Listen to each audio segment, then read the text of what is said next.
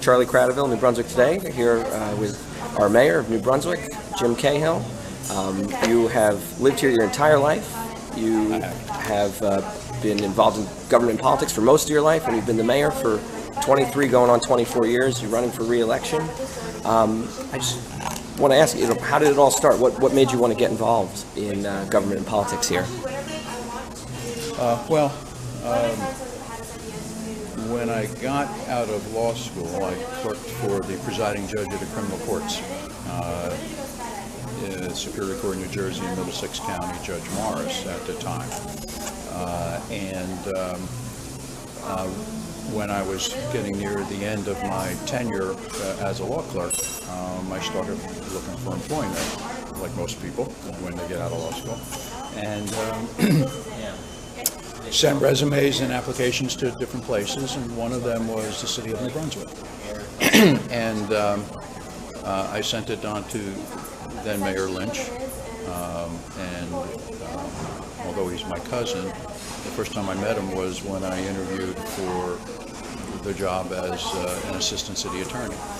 So I became in 1980 an assistant city attorney. I was full-time for a short period of time, but what I saw during that 10-year period that I was an assistant city attorney, how government, and in particular local government, has the real ability to impact people's lives. And so when Mayor Lynch indicated he was not going to run again, I thought about it. My family was here. I've been here. My family's been here for generations, and I said it is a potential opportunity that I can make changes for the positive for my hometown. And it's a unique opportunity that I'm thankful for every day. So I did want to ask you, you had the experience of working in the Lynch administration. How do you think that administration differs from your administration, and is there anything you miss about the Lynch administration? If I missed it, I would probably have changed to make it more like that. John and I are different personalities, different types of leaders. I think we both have strengths, and perhaps we both have some weaknesses. But the difference from how we govern under mine might simply be more of who you are. You have to be who you are, and if you try to be something else, it doesn't work. So I've never tried to emulate being.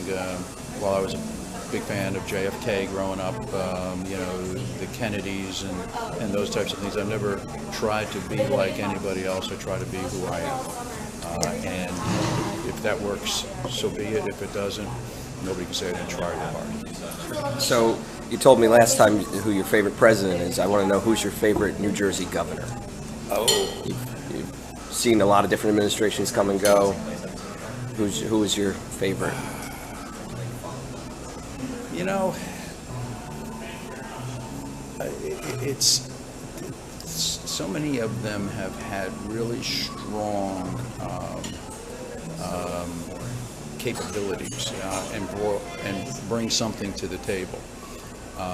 So it's hard to quantify absolute favorite. And candidly, prior to my adult life, I'm not necessarily a history of the governors of the state of New Jersey as perhaps as much as I have been of presidents of the United States.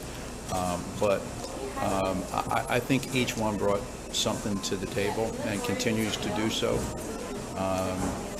Tom Kean obviously was a great governor, very bipartisanship administration, legislature at the time, had the advantage of a good economy. I think Jim Florio was smart, astute, tough, made some really hard decisions, paid the price for it. But in hindsight, fought for urban areas. He was able to, on gun control and financing of education, but unfortunately, taxes and finances, and people rebelled, he paid the price for it, but in hindsight, I think people would say he was very good. McGreevy was a man of the people, really brought a personal touch to things. Christine Todd Whitman, there's some financial issues that we still pay the price for today. If I'm not mistaken, that was the beginning of the pension skimming, and I may not be positive, I may not be right about that, but that's when it became big. And I think a large part of the pension issues that we face today is simply the result of the state not funding it. And now they throw up their hands and say, well, we have to get rid of it. And carrying through, Cody's been good, and Christie is, you certainly never have to guess where he stands on an issue. Yeah, I wanted to ask, how's your relationship with the governor? I don't interact much with the governor. We do spend a lot of time working with his administration on different issues, if it's economic development or roadway issues. The administration has been responsive to the needs of New Brunswick. They are accessible. One thing I can say about my tenure as mayor is that regardless of whether the administration in Trenton has been Republican or Democrat, we've always developed a very professional relationship with them, and they have all been responsive to our needs. Cool. So let me take you back to June 2nd, 2009. We probably both remember it as the day when there was a very hotly contested Democrat committee fight. We were on opposite sides of that fight. Okay. But it was also the day when New Brunswick police uncovered a New York Police Department sort of spying operation that was going on in downtown New Brunswick. I want to know, when did you find out about that? Charlie, I don't remember. Well, okay. I don't remember. But go ahead. But yeah, just what was your reaction to finding out that the NYPD had set up shop here and was spying largely on Muslims? Well, I think it's always, I don't know that I know the full story about what took place there. I don't know the whys or the wherefores. I've never talked to Mayor Bloomberg about why they were here or the police commissioner at the time. I think anytime somebody is spying on somebody else and intrudes into anybody's personal life, that as Americans we have to be concerned about our civil liberties. But suffice it to say that, I was pleased that the operation had ended, and that if there were violations of people's constitutional rights, that they were over with here in the city of New Brunswick, at least as far as we knew. So the last time that you were elected in a general election, you pulled in about 3,800 votes. Okay. And it's a city, obviously, of 50 to 60,000 people, maybe more. What do you do to work for the people who either can't vote in New Brunswick or don't vote in New Brunswick? How often do you think about those people? We do the same thing for people who vote in the city of New Brunswick as people who don't vote in the city of New Brunswick. And New Brunswick has always been a immigrant city. It's always been a point of entry for people coming into the country throughout its 300 plus years, and it doesn't matter if they were the Dutch, the Germans, the English, the Irish, the Italians, the African Americans, the Latinos, the Hungarians. They've all come through New Brunswick at some point in time, and many of them choose to stay. So we don't distinguish between whether or not, candidly, you're here with a legal status or a non-legal status. Our position is simply that if you're here, you are one of us. You're expected to adhere by the rules and regulations of the city of New Brunswick, be a contributing member of the city of New Brunswick, and we will treat you with all of the respect and make sure that you have all the rights that you're entitled to as a resident of the city of New Brunswick. And the same holds true for the students, who sometimes vote and sometimes don't. Particularly in presidential years, they come out, and understandably so. But we've been home to Rutgers for almost 250 years. They are very much a fabric of what makes the city tick. We are grateful that they are here, and we do what we can to make sure that that their stay here, regardless of how short or long it is, and we encourage as many of them as possible to stay here and make this their home. And sometimes it actually works. And we try to make their stay here as rewarding as it possibly can be. Okay, so I'll just mention a few ideas, policies, and you tell me whether you support them or don't, or somewhere in between. So the first would be regarding the immigrant community would be amnesty for undocumented immigrants to be able to stay here and not have to sort of live this secret, you know. The general, and I'm not going to try to avoid your questions, but there just aren't yes and no answers to these things. I think amnesty makes a great deal of sense, but it can't be a carte blanche type of amnesty that, oh, wait a minute, you're here on a given moment, and then that means everything is okay. There has to be a structure set up. There has to be some rules and regulations as to who is eligible for amnesty and who is not. But I think the federal government needs to step up and make a decision. And if the federal government sticks its head in the sand and says, well, we've ignored this situation for decades and decades, and oh, by the way, we're now going to ask everybody to leave and come back, and to disregard the fact that people have led lives here for decades, started families here, that there are multiple generations here of people that the federal government has said, that's okay, we're going to look the other way, but we're going to, in many instances, take advantage of the work product that these people do, that what they add to our economy, but now today we're going to ignore that. I just think that that's a foolish approach. So I think amnesty is an absolute necessity to add structure to any immigration policy that the federal government has to have, but it has to be an amnesty that makes sense and has specific rules and regulations that protect those that should be protected and maybe not protect those that don't need to be. Cool. How about red light cameras, particularly the one in New Brunswick? Our red light camera is going to go away. I'm not sold that it's a great tool, nor am I one of the folks that think that they're the worst thing that ever came aboard. A lot depends upon location. A lot depends upon studies of whether or not it's working or not working.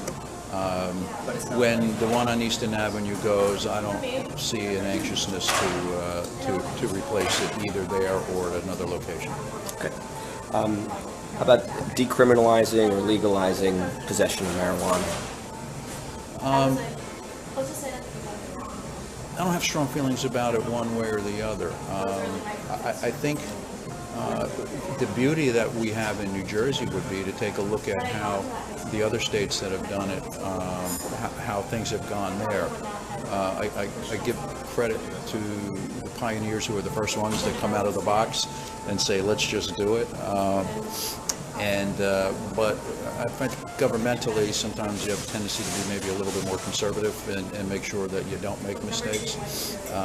So New Jersey will have the opportunity to look at the success or lack thereof in other states that have had it and can act accordingly. Certainly, it doesn't seem like it's turned into a nightmare in any way, shape, or form. I also think that the current policy that we have with drugs enforcement needs to be re-examined. There clearly is at least as much failure as there is success in the fight against drugs. So perhaps doing things a little bit differently is not the worst thing in the world. It would be good to see it happen on a national level. so that there would be a comprehensive approach, and people don't have to worry about what state they're in at a given time, as to whether or not they're going to get stopped. Oh, am I going up the New Jersey Turnpike? It's okay there, but it's not okay in Delaware. I think that when it comes to those types of policies, they're better if they're at the national level. But in the absence of the national government acting, I think it's incumbent upon the states to take the lead. How about some of these cities that are passing laws for paid sick leave for all the workers? Yeah. Do you support that? I'm not sure. I mean, I like the idea of people having paid sick leave. It does make sense, but I do think you have to look at the impact on the businesses as well, so it probably makes some sense, not just to do it for the sake of doing it, but perhaps putting together a coalition of folks to kick the tires on it and see what the impact is to the businesses in town. You know, obviously the large businesses, it's not an impact. Most of them probably have it. But what about the small businesses? Do we discourage a lot of the job opportunities, or some of the job opportunities that we have in town, if we do something across the board? But it's definitely worth looking at. People ought not be penalized for being ill. Right.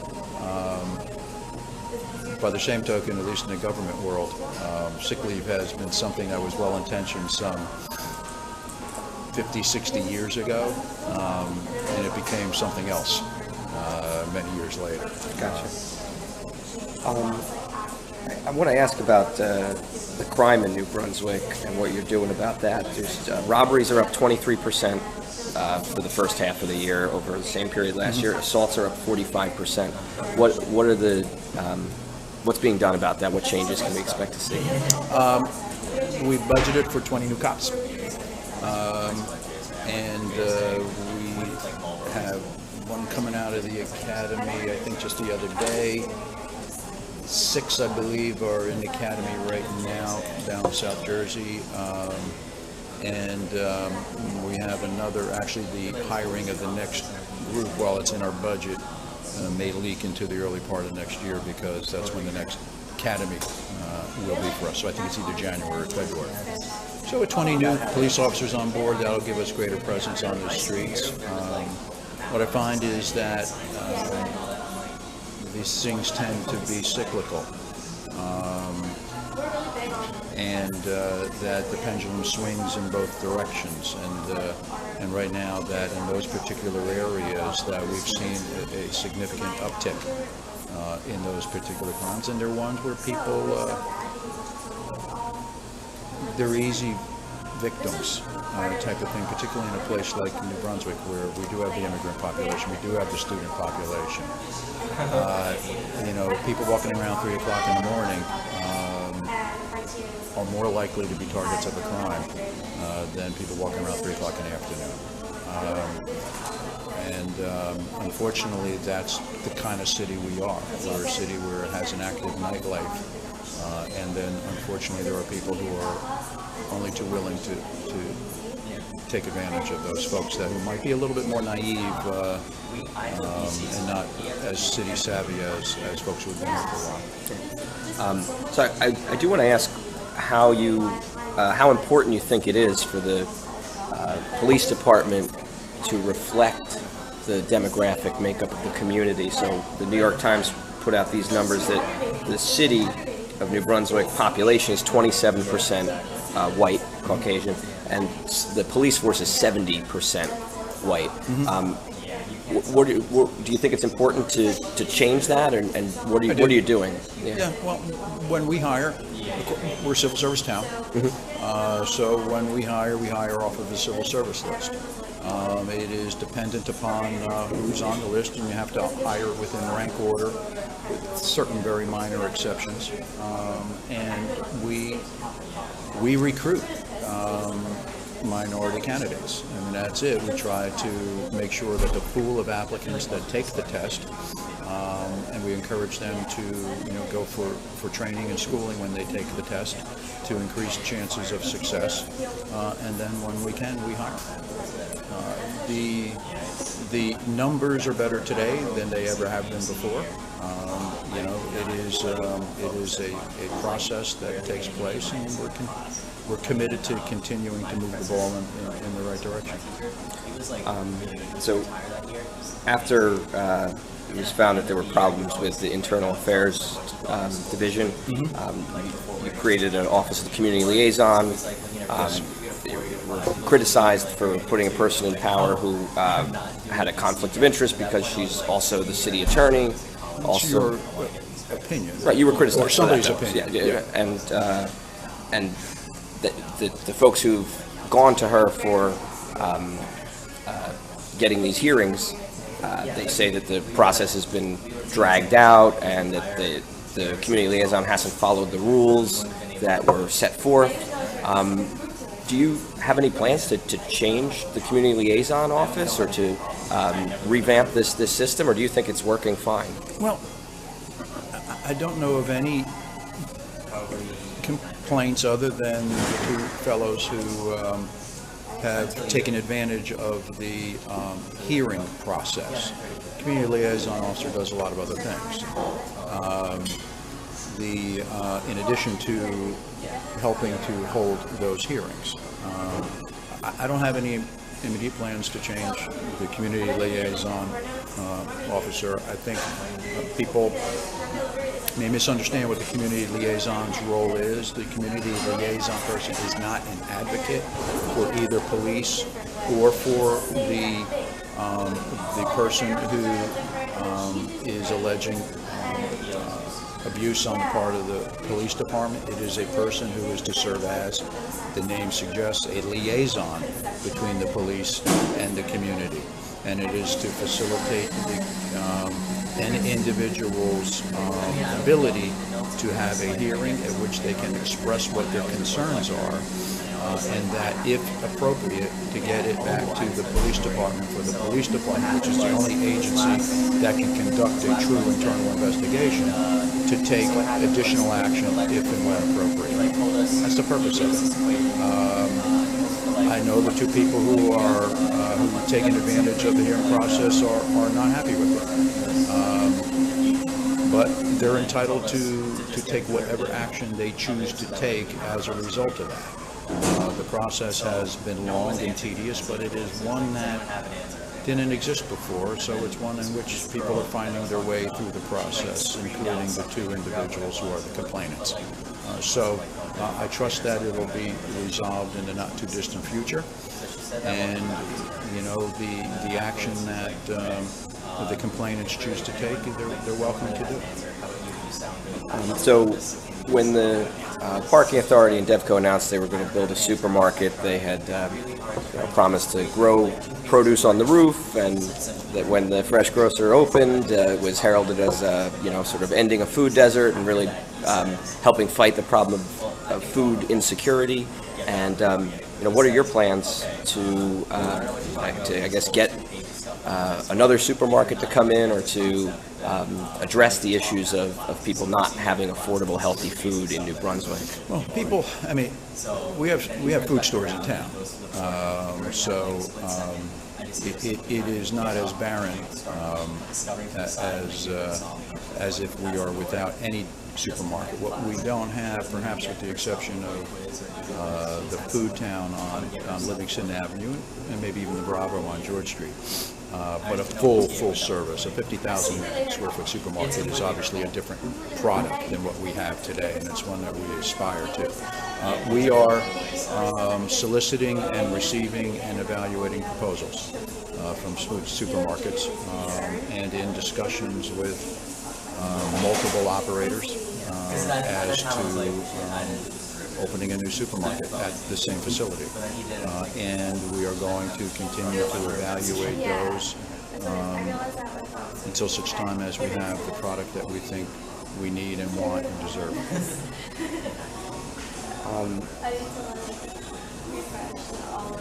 I need to ask about the fire director. So the fire director was involved in a crash.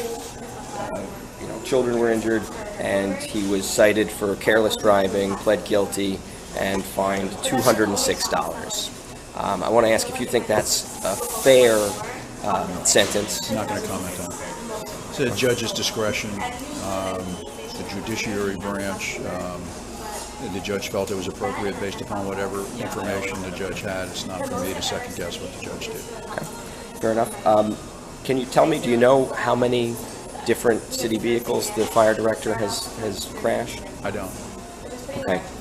Can you tell me why wasn't his driving privileges addressed after other accidents, other crashes where he was found to be at fault driving a city vehicle? We issued a statement on this, Charlie, and I'm not going to revisit the whole Director Rawls situation again, but when we learned of accidents with Director Rawls, we evaluated them, and we either determined that those incidents were either not serious, were not significant, or were situations where he was not at fault. And at that time felt that there was no action that needed to be taken by the administration. So you're confident in the fire director's leadership? Very much so. He's a great leader of the fire department. And just on the point of driving records, why doesn't the city check someone's driving record before they're given a take-home municipal vehicle? Is that something you're thinking of changing? We're looking at it. We've gotten conflicting information as to whether or not you can access people's driving records or not. So we've had direct communication with DMV. And in one instance we were told we could, in other instances we were told we can't. Now, one of the things you can do is you can ask the applicant to sign off on it, and that's one of the things we're looking at doing. Great. When I say sign off on it, I mean sign off on getting Give permission to get permission it. to go get the driving record. Okay. And I guess just a couple more questions. How long do you plan to serve as mayor? I mean, what's next for Mayor Cahill? Are you going to run for an 8th term? Are you going to... Charlie, it's a long time from now. You know, it's not something that I plan out. I mean, 1990 when I first ran, if you asked me, did I expect that I would still be mayor, I probably would have said, don't think so. But I don't go through that decision-making process until the end of a particular term, and right now it's just a question of making sure that we get through the current term and hopefully have a shot at another 4 years of service to the city. Would you consider higher office also? Or? No.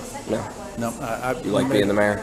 I made it very clear in 1990 when I ran and when I first came into office that I had then and I still have no ambition for higher office.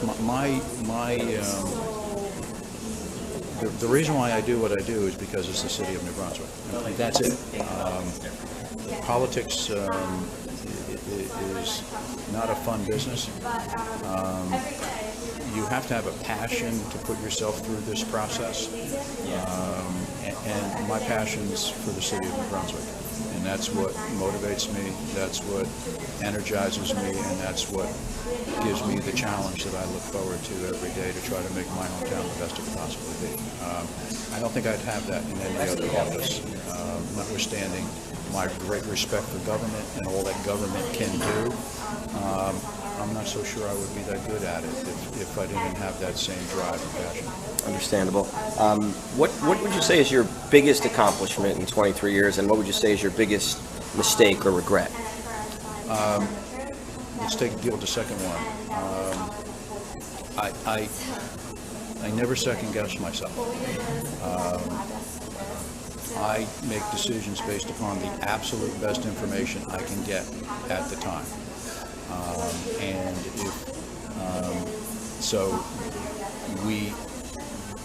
there's no reason to say, well, if only I knew. And so that's one way that you have to be able to get through the day and keep moving forward by just always focusing on the present and the future. As far as the biggest accomplishment, you know, that's probably in some respects, the most difficult question to answer. But it's become the easiest. It's the totality of everything that gets done.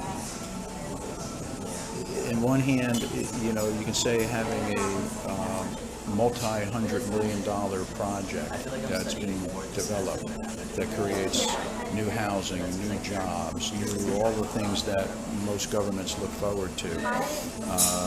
It is a great accomplishment. By the same token, picking up somebody's garbage and making sure it gets picked up every time it's supposed to get picked up like clockwork, and making sure it gets properly disposed of, the basic services that government are supposed to do, those are just as important. And, you know, it doesn't matter if on one given day you negotiated a successful deal for the city and made it tons of money. If you get brought right down to earth in 2 seconds when somebody calls up and says, my garbage wasn't picked up this morning, what's going on? So it's being able to manage all the moving parts that make up a city, make up a city government, particularly one as complex as New Brunswick and as diverse of a community as New Brunswick, and keep it moving in the right direction, and hopefully continuing to make it a great place that people are proud to call home. I just want to ask a personal question about our newspaper. What would you say is your biggest suggestion or criticism for us, and do you have a favorite article or something that we've done? It's not for me to say. I mean, but you asked for my opinion, and I'll be glad to share it with you. I think anytime the public can get access to additional information, it's a good thing. But I do think that those who are providing that information have a responsibility to make sure that it is balanced and fair. And that means when people need to be criticized, they should be criticized.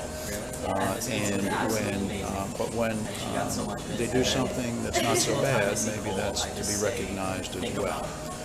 So New Brunswick Today does some very good community interest stories, and I think that's very important.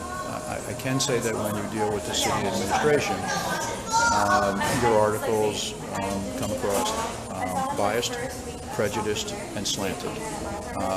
But it's America. You're entitled to do that. You have the right of free speech, and whatever motivates you or whatever your purpose is in doing that, it's not for me to say it's good, bad, or indifferent. It is what you feel you need to do. And thank God in this country, people have the right to do those things. But I have to wonder if in your analysis of these things, that does it undermine your ability to take your media outlet to a level that you want to get it to, if other people, and I'm not suggesting that other people have the same thoughts, it's not for me to say what they think, that, are we getting straight information, are we getting accurate information, or are we getting something that a particular writer has an axe to grind on this one. But it's your paper, it's your media outlet. You are entitled to do whatever it is that you want to do with it, and so long as it is you do it in the way that's not libelous or slanderous, etc. Quite frankly, it is my job to protect your ability to do that under the Constitution of the United States of America and the Constitution of the State of New Jersey. Well, thank you so much for taking the time to meet. It was a real honor to sit with you. I hope we can do it again soon. Let's see how this goes, Charlie. All right, it was good talking to you. Thank you. Back at you.